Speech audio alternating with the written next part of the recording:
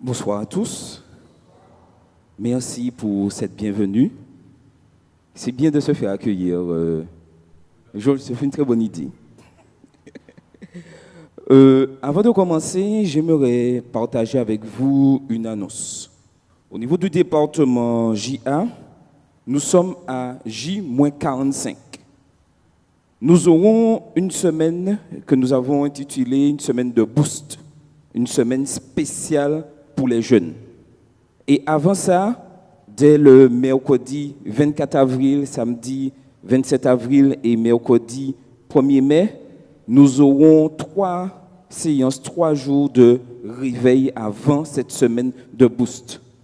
Et en ce soir, je peux déjà vous dire que nous aurons le plaisir d'avoir un invité spécial. Au fur et à mesure, vous allez découvrir le nom, mais je peux déjà vous dire qu'il vient de la Corée du Sud. Donc, il y a beaucoup de chemin.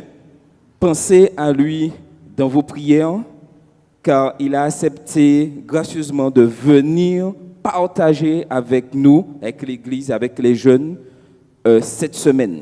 Et durant cette semaine, nous avons intitulé « Les jeunes de la Bible ». Veux-tu les ressembler et partager le message des 3 anges? Voici le thème que nous avons retenu. Donc, nous vous invitons à prier pour cette semaine, pour ces 3 jours, et à partager. Bientôt, il y aura des affiches à partager afin que le maximum de personnes puissent participer au cours de cette semaine de boost. En ce soir, je voudrais partager quelque chose qui me tient à cœur. Notre relation intime avec Dieu. Quel est le but? Quel est l'intérêt d'avoir une relation vraiment intime avec Dieu? Je voudrais examiner avec vous un passage très connu de l'Écriture.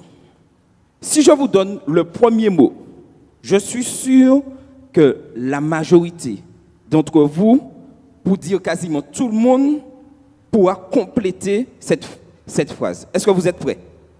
Vous êtes prêts? Si je vous dis arrêtez, vous avez correctement répondu. Et sachez que je suis Dieu. Psaume 46, verset 11. Cette phrase se trouve à la fin d'un chant de l'Écriture composé par les fils de Corée. Arrêtez et sachez que je suis Dieu. Je domine sur les nations, je domine sur la terre. Il est important aujourd'hui que nous puissions nous arrêter. Et j'aimerais que nous puissions chanter ensemble au numéro 38 de notre hymne louange, qui nous invite à nous abandonner. Abandonne ta vie. Abandonne ta vie. Abandonne tes craintes et tes vœux à la grâce infinie du souverain des cieux, lui qui trace la route au monde comme au vent, guidera sans nul doute les pas de ses enfants. Nous allons chanter ensemble le numéro 38 avec Carole et Vincent. Et j'aimerais que vous puissiez vraiment apprécier chaque parole de ce chant. Et ensuite, nous aurons une courte prière avec Kelly afin que nous puissions vraiment nous engager à vraiment laisser Dieu au contrôle, nous arrêter et laisser Dieu diriger toutes choses. Chantons numéro 18.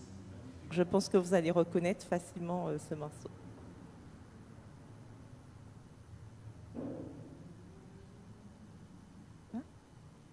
Abandonne ta vie, tes craintes, tous tes vœux, à la grâce infinie du souverain des cieux, lui qui trace la route au monde comme au vent, guidera sans nul doute les pas de ses enfants. Qu'il soit ton espérance, si tu veux être pour que ton œuvre avance. Sur lui fixe les yeux. Dis-lui toutes tes peines. Remets-lui ta douleur. Il brisera tes chaînes. Tout est don du Seigneur. Tu vois dans ta détresse, Père compatissant, ce qui guérit ou blesse le cœur de ton enfant.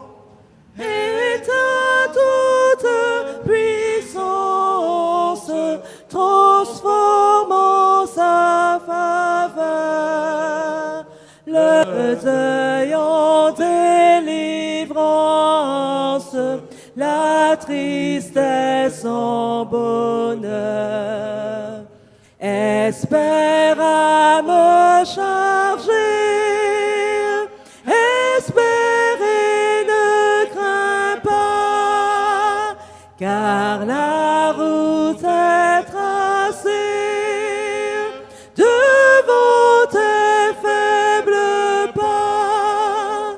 Ton Dieu viendra lui-même te prendre par la main, et sa grâce suprême changera tout en bien. Sans trop d'impatience, attends le jour marqué, le jour de délivrance que Dieu t'a préparé. Alors plus de tristesse,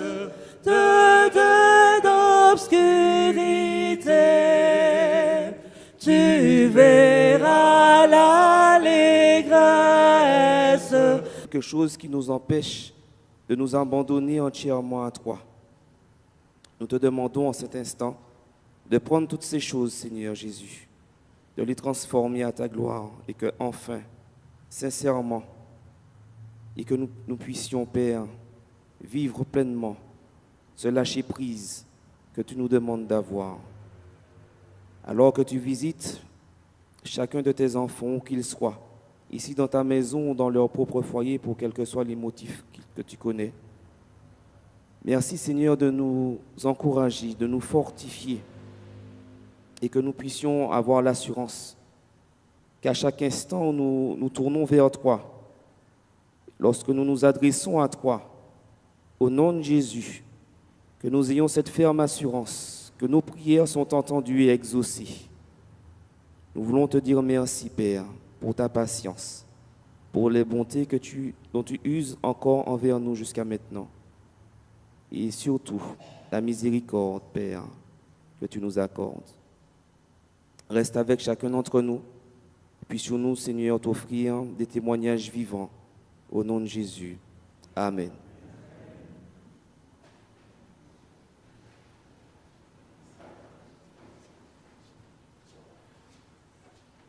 Maintenant que nous avons décidé de tout abandonner, nous allons décortiquer ce psaume 46. Et la première question que nous devons nous poser en ce soir, qui est Dieu? Avons-nous la réponse? Qui est Dieu? Quelques adeptes de la philosophie du Nouvel Âge interpréteraient ce chant: arrêtez et sachez que je suis moi-même Dieu. En effet, dans les années 1980, l'actrice Shirley MacLaine, que beaucoup considèrent comme une grande prêtresse du mouvement du Nouvel Âge, enchanta un vaste auditoire de téléspectateurs lorsque, debout sur une plage de l'océan Pacifique, les bras grands ouverts, elle se mit à chanter « Je suis Dieu, je suis Dieu, je suis Dieu ». Est-ce vraiment la signification de ce texte? Pas du tout.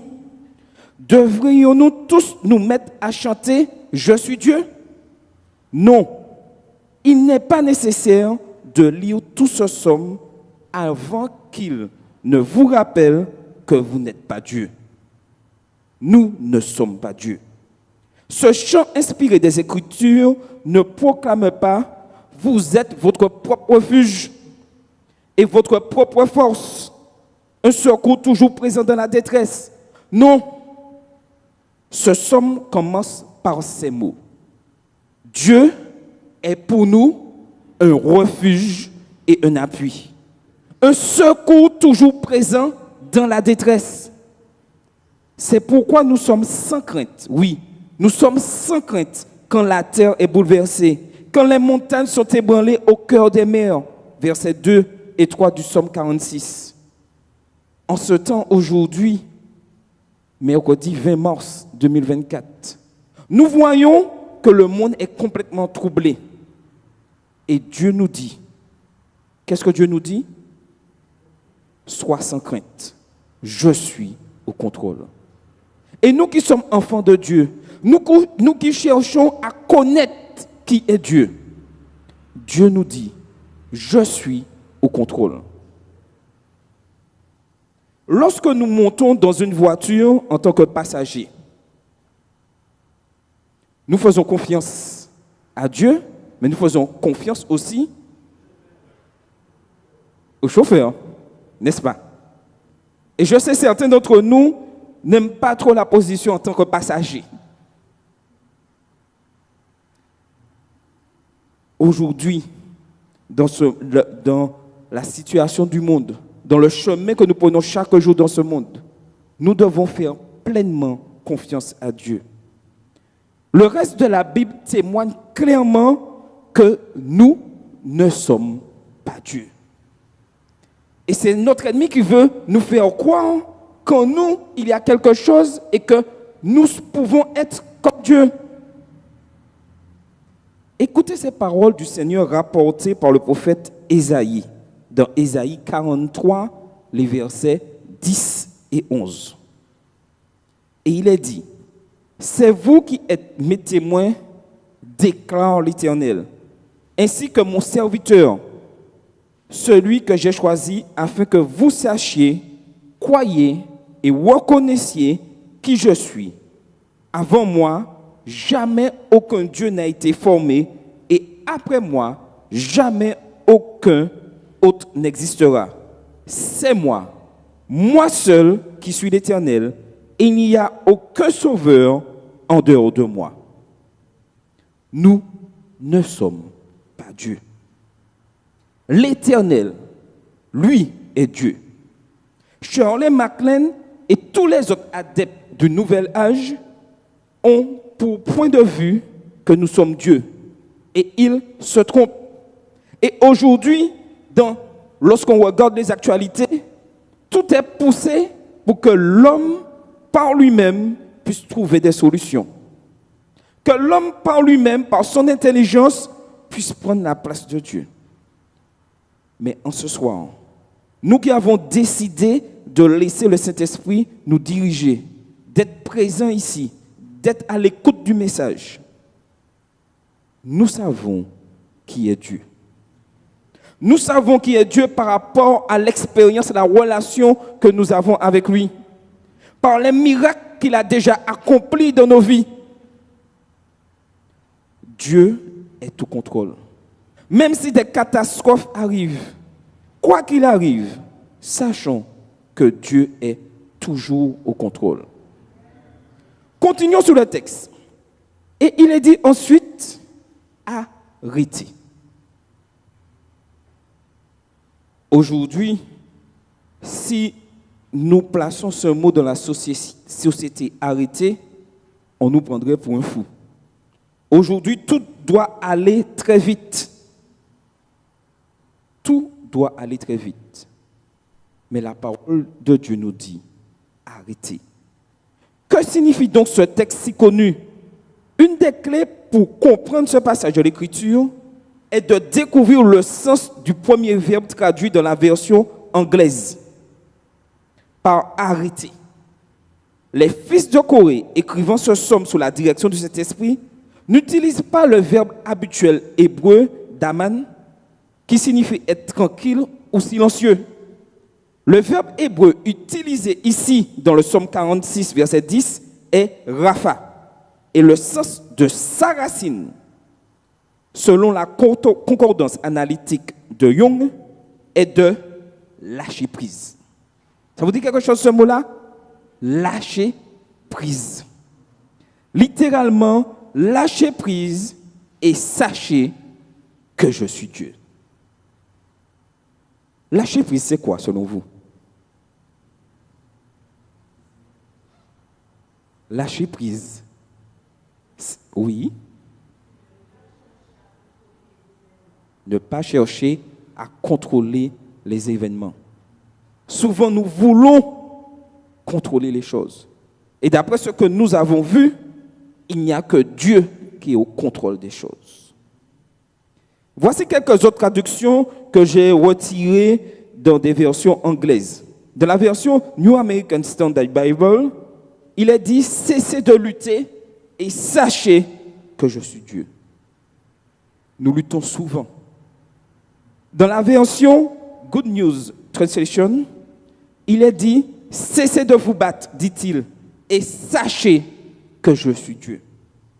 Et dans la version Contemporary English Version, il est dit « Calmez-vous ». Et j'ai bien aimé cette version-là. « Calmez-vous et apprenez que je suis Dieu ». Oui, restons calmes. Malgré toutes ces turbulences qu'il y a dans le monde, Dieu nous demande de rester calmes, de rester sereins. Nous ne devons pas être les premiers à être inquiets de ce qui se passe. C'est vrai que cela nous touche, mais nous devons être sereins parce que nous savons que c'est Dieu qui est au contrôle. Et lorsque nous connaissons la Bible, nous connaissons cette prophétie, nous savons que toutes ces choses doivent arriver avant le retour de Jésus. Donc, restons calmes. Des commentateurs de la Bible suggèrent que cette parole de l'Éternel s'adresse en réalité aux ennemis du peuple de Dieu, ceux auxquels fait allusion le psaume 46 et le verset 10, dont il brisera l'arc et la lance, et dont il consumera par le feu les chariots. Certains commentateurs aussi traduisent ainsi le verset 11, « Ôtez vos mains de mon peuple et sachez que je suis Dieu. Je serai exalté parmi les nations, je serai exalté sur la terre. » C'est certainement une interprétation très intéressante et possible. Mais je vous suggère en ce soir autre chose. Je vous suggère que le Seigneur parle aussi à ceux qui ont foi en lui. Le Seigneur parle à tous ceux qui ont foi en lui, à tous ceux qui crient à lui. Dieu répond à la confession de ceux qui s'écrient. Dieu est pour nous un refuge et un appui, un secours toujours présent dans la détresse. Et en ce soir, je suis persuadé que chacun d'entre nous a déjà expérimenté tout ceci, a déjà vécu ces moments de détresse, mais a surtout vécu la main bienfaisante de Dieu, agissant, nous soulageant. Et nous devons partager, je dirais, cette sécurité, le fait d'être serein avec ceux qui nous entourent, nos voisins, nos amis, nos connaissances.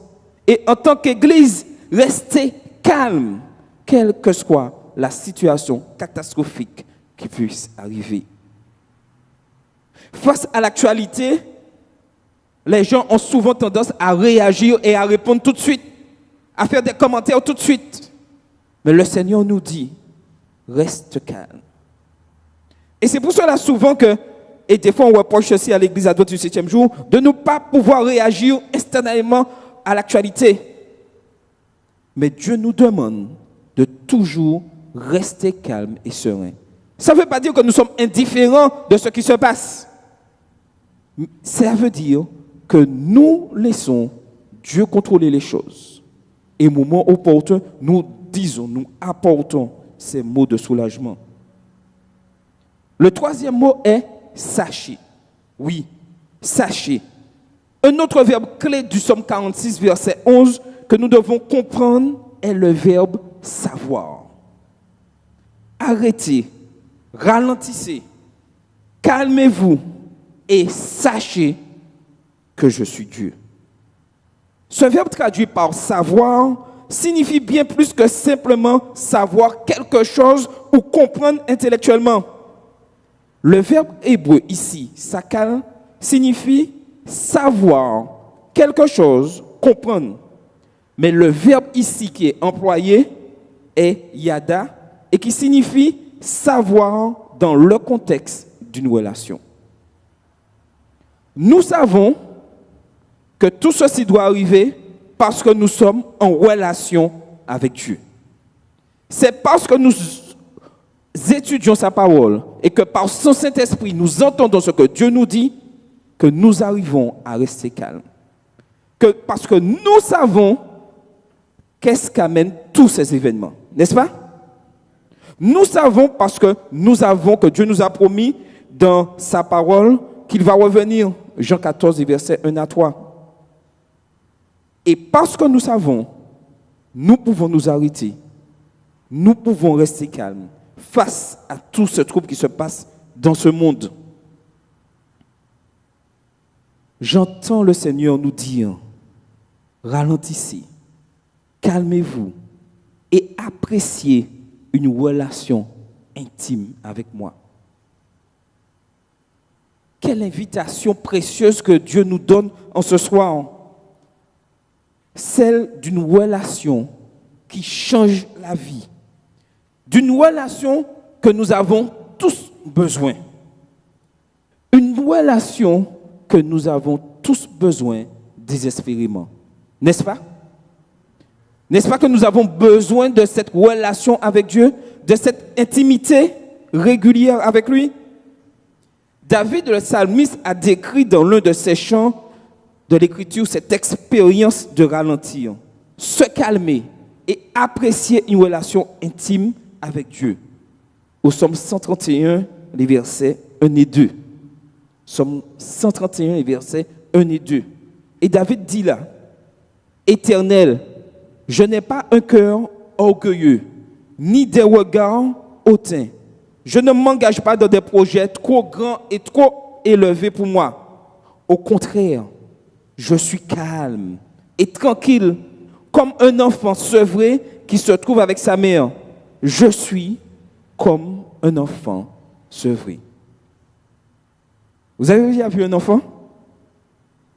Samedi, lors du repas fraternel, j'ai vu un enfant on donnait le biberon, tranquille. Tranquille. On pouvait faire tout le bruit qu'on voulait autour de cet enfant. Tranquille, c'était l'heure du biberon. Est-ce que nous sommes tranquilles comme cet enfant lorsque nous sommes en relation avec Dieu, malgré tout ce qui se passe? On pouvait faire tout le bruit qu'on voulait retirer, mais niet. Dans le dernier livre de la Bible, Jésus nous adresse aussi une invitation à apprécier une relation intime avec lui. Et ceci dans Apocalypse 3, verset 20. Il est dit, « Voici, je me tiens à la porte et je frappe. Si quelqu'un entend ma voix et ouvre la porte, j'entrerai chez lui, je souperai avec lui et lui avec moi. » Remarquez bien ce que le texte dit. Si quelqu'un entend ma voix. Dans ce monde troublé, est-ce que nous entendons la voix de Dieu? Pour entendre la voix de Dieu, il faut avoir cette relation intime avec lui. Et vous remarquez bien que Dieu ne force pas la porte. Il n'y a pas de poignée à l'extérieur. Ce n'est pas lui qui ouvre la porte. C'est nous qui ouvrons cette porte. C'est une expérience intime. partager un repas et passer ensemble du temps de qualité. Combien de temps passons-nous chaque jour dans l'étude de la parole de Dieu? Imaginez-vous un instant que vous vous trouvez à Londres et que vous voyez une voiture, une Rolls-Royce en train de passer. Et là, la vitre descend. Et vous voyez le prince Charles qui tend la main et vous salue. Le roi Charles III qui lève la main et qui vous salue. Je suis sûr qu'une fois rentré chez vous, en Martinique, vous serez heureux de raconter que vous avez croisé le roi Charles et qu'il vous a salué, n'est-ce pas? Qui ne serait pas content de ça? Tout le monde. Ça serait bien. Et certains aujourd'hui auraient même fait un petit selfie, rapidement, pour prouver que le roi saluait, n'est-ce pas?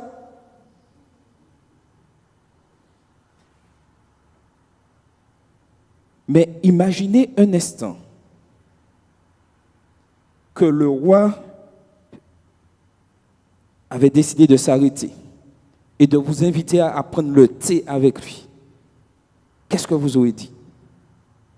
Est-ce que vous aurez refusé? Moi, je ne vais pas refuser. Hein? Dieu nous invite. Lui qui est au-dessus de tous les rois, il nous invite à prendre le thé avec lui. Qu'allons-nous répondre à cet appel? Sommes-nous prêts à passer du temps? Et je suis sûr, nous en tant qu'êtres humains, le roi nous inviterait à venir au palais prendre le thé. Nous ferons tout pour rester le plus longtemps possible là. À aucun moment on ne veut pas partir. Même si on a des rendez-vous, je reste. Dieu veut prendre le thé avec nous. Allons-nous laisser Dieu agir en nous? Allons-nous passer beaucoup de temps avec lui? Prendre un repas est beaucoup plus intime que de voir quelqu'un passer à toute vitesse à environ 50 km/h, n'est-ce pas? Si prendre le thé avec le roi aurait été un événement sensationnel pour beaucoup d'entre nous, combien plus étonnant de recevoir une invitation de Dieu à ralentir, à se calmer et à apprécier un moment intime avec lui. Je vais vous inviter à chanter ce chant. Demeure par ta grâce. Afin que nous puissions comprendre que Dieu souhaite passer du temps avec lui. Il souhaite que nous puissions tranquillement laisser Dieu agir, le laisser agir dans tout ce que nous faisons. Oui, le Seigneur nous interpelle à chaque instant. Et nous allons chanter ce chant, Demeure par ta grâce, afin que sa sainte parole, chaque jour, ici-bas, soit la seule boussole qui nous dirige. Gardez cette lumière, que nos vies soient remplies de cette lumière et que cette lumière de Dieu nous guide, nous éclaire et nous garde de l'erreur. Et la dernière strophe dit, étends sur nous ton aile et demeure à jamais avec nous, Dieu fidèle. Répands sur nous ta paix. Oui, Seigneur, répands sur nous ta paix. Et Clotaire nous fera une prière après ce chant. Le 195.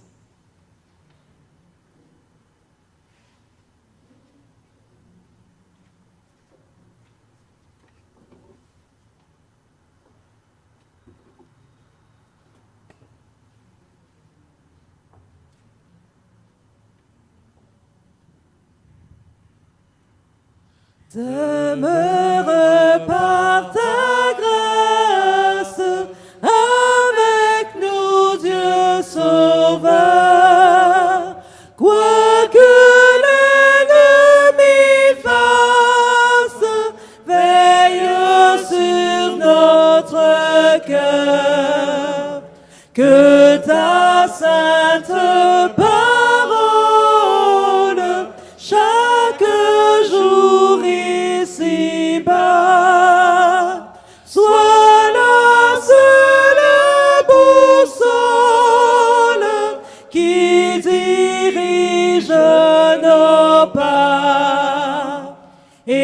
éternelle lumière,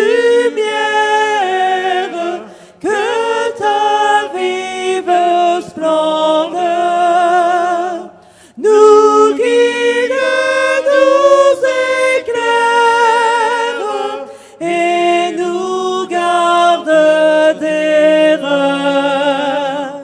Étends sur nous ton aile et demeure à jamais avec nous, Dieu fidèle.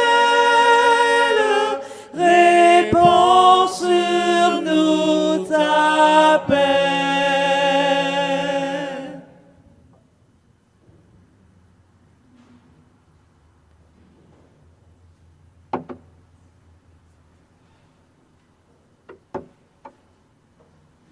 Nous inclinons. Père Dieu Tout-Puissant, Père Dieu trois fois saint, merci pour ce moment que tu nous permets de passer. Merci pour cette coupure à travers de cette semaine que tu nous tiens, afin que nous soyons, Seigneur, présents. Merci pour ta grâce, pour tous ceux et celles qui sont sortis de loin comme de près, pour venir s'incliner à tes pieds. Nous remettons tout dans tes mains et nous t'exaltons, nous te louons, nous te demandons, afin que nous puissions passer ce moment agréable et que chacun de nous qui sortira d'ici soit édifié à travers de ce texte, à travers de tout ce que nous entendions. Merci Seigneur, tu nous fais grâce, tu nous permets d'être ici Seigneur. Il y en a beaucoup qui souhaiteraient être, mais nous te remercions, nous te louons pour tout cela. Veille sur chacun de nous respectivement et dès à cet instant nous bénir abondamment. Nous t'adressons cette prière, non pas par nous, mais par le puissant doux nom de ton Fils Jésus, et que toute la gloire te revient pour les siècles et les siècles. Amen.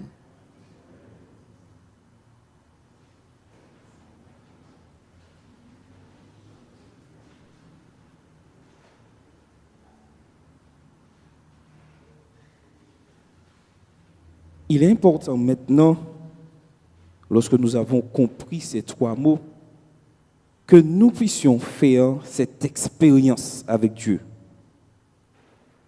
Certains me demanderont ce soir, comment pourrons-nous donc réaliser cela?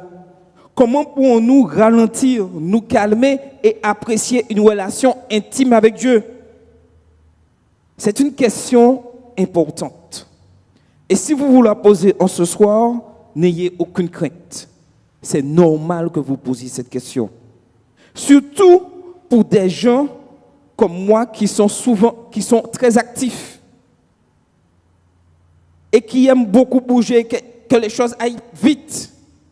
Le Seigneur nous dit en ce soir, oui, il est important que nous puissions rester calmes et attendre tranquillement.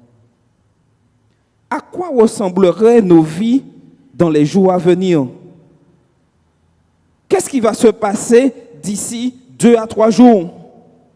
Ou même qu'est-ce qui va se passer ce soir, dans les prochains mois, prochaines années? Si nous ralentissions, si nous nous calmions pour apprécier plus pleinement une relation intime avec Dieu, je suis certain en ce soir que la plupart d'entre nous regarderaient moins la télévision, passeraient moins de temps sur les réseaux sociaux à chercher des actualités, passeraient peut-être plus de temps sur ces réseaux à chercher à connaître plus qui est Dieu. Nous pourrions demander à Dieu de nous aider à lâcher prise. D'une longue liste, oui, chacun connaît cette liste de tâches et d'activités qu'il ne nous a jamais demandé de mettre à la première place. Qu'est-ce que nous mettons à la première place?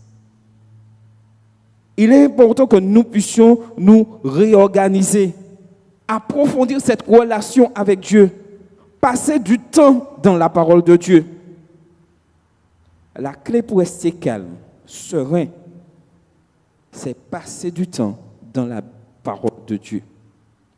Trop souvent, beaucoup d'entre nous qui ont accepté cette parole ont décidé de faire du chemin avec Dieu, font marche arrière, juste à cause d'une difficulté, juste par un manque de confiance en Dieu, juste à cause d'une remarque, Mais lorsque je décide que Dieu est au contrôle, quoi qu'il arrive autour de moi, quoi qu'on dise de moi, quoi qu'on me fasse, rien ne doit me détourner de ma relation intime avec Dieu.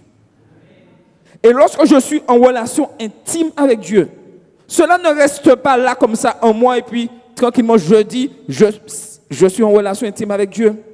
Cela se voit sous les autres. Par un sourire, par une parole, par un accueil toujours à écouter l'autre. Et aujourd'hui, alors qu'il y a tant de difficultés, tant de souffrances, tant de familles qui perdent des êtres chers, lorsque je suis en relation avec Dieu, je peux apporter aux autres ce soulagement. Et si je dois vivre une telle épreuve, je sais que Dieu est au contrôle. Certains diront que c'est au pied du mur qu'on voit l'ouvrier. Mais pour que l'ouvrier puisse faire le travail au pied du mur, il faut qu'il ait une certaine expérience. Il faut qu'il ait appris. Et Dieu, lorsque nous passons du temps avec Dieu, Dieu nous apprend à surmonter les difficultés. Dieu nous permet de faire face aux obstacles, face à la maladie, face au deuil, face à la mort. Dieu nous permet de faire face à cela. Trop de chrétiens dans ces moments, le plus souvent, délaissent la parole de Dieu, renoncent à Dieu parce qu'ils disent que Dieu, pourquoi Dieu n'a pas fait, pourquoi... Ils disent cela parce qu'ils veulent contrôler les choses. Lorsque je laisse Dieu contrôler, quoi qu'il arrive, même si cela doit me faire de la peine, je sais ce que Dieu m'a promis. Mon espérance n'est pas sous cette terre. Notre espérance n'est pas sous cette terre. Et lorsque notre espérance n'est pas sous cette terre, nous vivons comme des personnes qui n'ont pas cette espérance sous cette terre. L'Éternel nous a dit, je vais vous préparer une place et je reviendrai afin que là où je suis, vous y soyez aussi. Laissons Dieu diriger les choses. Laissons Dieu diriger les choses. Nous pourrions demander à Dieu de nous aider à lâcher prise. Je crois que nous passerions, oui, beaucoup plus de temps avec lui. Nous chercherions probablement de nouveaux amis et dirions à nos amis de longue date qui prennent aussi un engagement conscient de ralentir, de se calmer et de faire l'expérience d'une relation intime avec Dieu. Si nous voulons un changement, le changement passe par une relation intime avec Dieu. Il n'y a pas d'autre solution. Une relation intime avec Dieu ne surviendra pas par accident. Ça ne viendra pas comme ça. Il faudra un choix conscient pour ralentir et se calmer pour pouvoir apprécier une relation intime avec notre Créateur et Rédempteur. Cela n'arrive pas comme ça. Nous décidons de laisser Dieu entrer et nous décidons de le laisser agir. Prenons un moment maintenant. Pensons à une manière dont nous pourrions consciencieusement ralentir, nous calmer et laisser plus de place à Dieu. Réfléchissons à la manière dont nous pourrions mettre en pratique le principe Dieu en premier. Sommes-nous prêts à relever ce défi en ce soir? Dieu en premier. Vous laissez diriger par Dieu? Voulez-vous vous laisser conduire par lui dans tout ce que vous faisiez? Dans tout ce que vous faites? L'Éternel nous parle en ce soir. Ça peut être peut-être la dernière fois. Peut-être nous aurons d'autres occasions. Mais en ce soir, prenons la décision d'avoir une relation sincère, intime avec Dieu. Dieu est à la porte. Dieu lance cet appel à nous en ce soir. Et nous allons répondre à cet appel en chantant numéro 360. Dieu Tout-Puissant. En disant oui, Dieu, nous voulons que tu sois au contrôle de notre vie. Que tu diriges toutes choses. Oui, Dieu Tout-Puissant, dirige-nous à chaque instant. Et je vais vous inviter à vous lever. Et nous chanterons numéro 360. Et je ferai ensuite la prière de bénédiction. Numéro 360.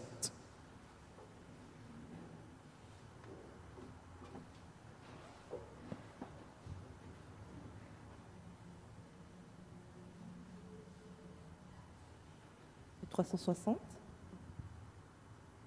Dieu Tout-Puissant, Dieu de ma délivrance, je mets en toi toute mon espérance.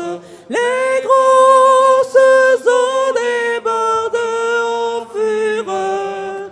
Veille sur moi, soutiens mon faible cœur. Les grosses eaux débordent en fureur. Veille sur moi, soutiens mon faible cœur. À quel ami pourra sur cette terre me consoler dans ma douleur amère? Où donc aller si ce n'est point à toi? Toujours, Seigneur, tes bras s'ouvrent pour moi.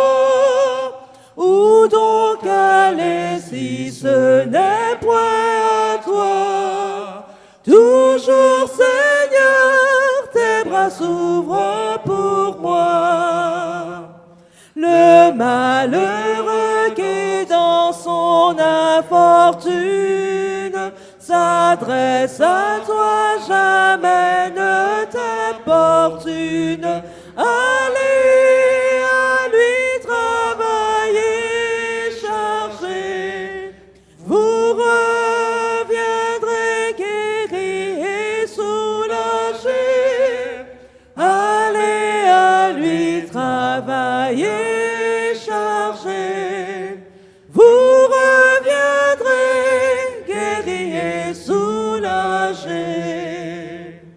Si je n'avais cette foi consolante, je trouverais chaque peine accablante. Mais puisque Dieu me prête son secours, il n'est pour moi plus de fardeau trop lourd. Mais puisque Dieu me prête son secours, il n'est pour moi plus de fardeau trop lourd. Je vais inviter à cligner la tête. Seigneur Dieu, en ce soir, tu nous as parlé. Tu nous as instruits. Permets que tout ce que nous avons entendu en ce soir puisse former notre caractère et nous permettre de rester fermes, quelles que soient les difficultés. En ce soir, nous vous pensons à Evelyne et Charles. Tu vois cette douleur qu'ils ont dû subir au cours de cette semaine, Seigneur. Nous savons que tu es un Dieu bon et que tu es avec chacun de tes enfants, même dans les difficultés. Permets qu'ils puissent s'accrocher à ta parole et puissent surmonter cette épreuve. Et que nous, en tant qu'Église, en tant que membres de l'Église, cette famille que nous formons, que nous puissions les soutenir par des paroles, par tout ce qui est nécessaire afin de les aider à passer ce moment difficile. Toi seul sais ce qu'ils ressentent en ce moment, mais par la puissance de son Saint-Esprit, apaise leur être, apaise leur cœur, et qu'ils puissent être un témoignage vivant, même dans ces moments difficiles, Seigneur. Bénis chacun d'entre nous. Tu connais les difficultés de chacun d'entre nous, de tous ceux qui sont venus ici en ce soir et qui nous suivent par le net, Seigneur. Permets que les paroles en ce soir puisse les toucher et qu'ils puissent recevoir cette consolation et continuer ce cheminement à étudier ta parole régulièrement, sincèrement, Seigneur. Bénis chacun d'entre nous et que nous puissions rentrer ce soir à bon port chez nous et que nous puissions passer cette nuit en paix selon ta volonté. Merci pour tout ce fait pour nous. Nous t'avons prié ton Fils pour ta gloire. Amen. Merci à tous, que le Seigneur vous bénisse.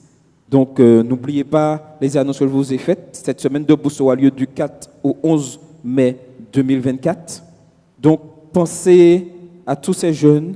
Préparez déjà à inviter du monde pour vivre ce moment, ces 3 jours de réveil, plus cette semaine de bourse, pour la gloire de Dieu. Amen et que le Seigneur vous bénisse.